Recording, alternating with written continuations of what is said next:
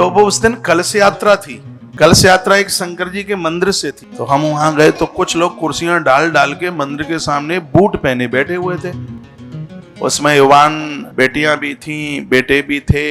और मेरा मन नहीं माना, मैंने पूछ लिया कि ये इतने लोग ये कुर्सियां डाल डाल करके और ये बैठे हैं, आज छुट्टी का दिन है नहीं, आज मंडे है, सोमवार है, तो ये सब लोग ये क्यों बैठे हैं? और वो होंगे 100 की संख्या में तो होंगे। मैंने पूछा ये सब काय के लिए बैठे हैं? तो उसमें से एक भाई ने कहा कि सामने ज्योतिषी का ऑफिस है, इनको अपार्टमेंट मिला, इनको जैसे जे नंबर आएगा वैसे वैसे ये अंदर इनको ये अपनी जन्म पत्रियां और हस्तरेखा दिखाने के लिए आए। अच्छे पढ़े लिखे लोग थे।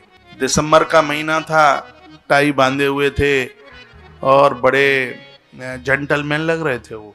तो एक बहन ऐसे बैठी थी, शादीशुदा थी, वो भी हाथ में जन्म पत्री लगाई थी, तो वो भी अपने पति के साथ आई थी, वो ऐसे बैठी। मैंने कहा दीदी आप भी जन्म पत्री दिखाने को आए? हाँ हम भी दिखाने को आए हैं, इनका काम नहीं चलता है। इनका काम चल नहीं रहा है, हम बहुत ज्यादा परेशान है, बहुत ज्यादा परेशान। मैंने कहा ज्योतिषी जी कितना लेंगे? बोलेंगे 11,000 रुपया फीस है, अब देखो जो हो, ज्यादा भी हो सकता है, नहीं इतना तो है ही। मैंने कहा सास ससुर घर में है? कहा वो तो है। कभी उनको तुमने भोजन बना करके दिया है? उनकी कभी, उनका नाम मत लो बिल्कुल, वो बड़े खतरनाक है। उसके यही बिल्कुल बोलते उसको। मैंने कहा मेरी बहन 11,000 देने से कुछ भी नहीं होगा, और मैं छाती ठोक के कहता हूँ तो अपनी सासू माँ के पाम पकड़ करके 2 आंसू उसके चरण में बहा दे, तेरे सगरे काम बन जाएंगे।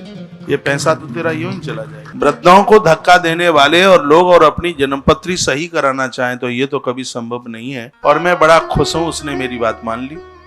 वह अपने पति को लेकर के चली गई उसी समय। ये बुलंदशहर के पास में उसका कहीं गांव था। ये बिल्कुल सत्य घटना है। मेरा नंबर लेकर के वह गई और वह जाकर के रोई। उसने अपनी गलतियों का एहसास किया।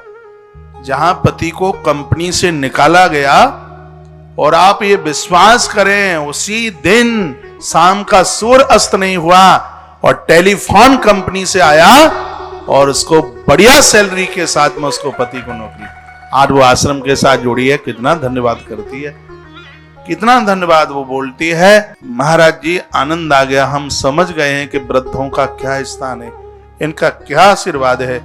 हमारी तो जिंदगी जिंदे होने पर भी मरी मराई जिंदगी थी, और उस भगवान महादेव ने बड़ी कृपा करी कि उस दिन हमारी और आपसे मुलाकात हुई है। इधर हमारा जीवन बच गया और उधर हमारे सास ससुर की आयु भी लंबी हो गई। वो इतने खुश हैं, वो इतने खुश हैं। मेरी सासू माँ ने मुझे 6.5 तोला सोना दिया है, वो मुझसे इतनी खुश है। मेरे पति को इतनी अच्छी नौकरी मिल गई है, मैं इतनी मैं प्रसन्न हूं। और क्या मैं खुशी बताऊं, मेरे गर्भ में जो संतान है वो पुत्र है।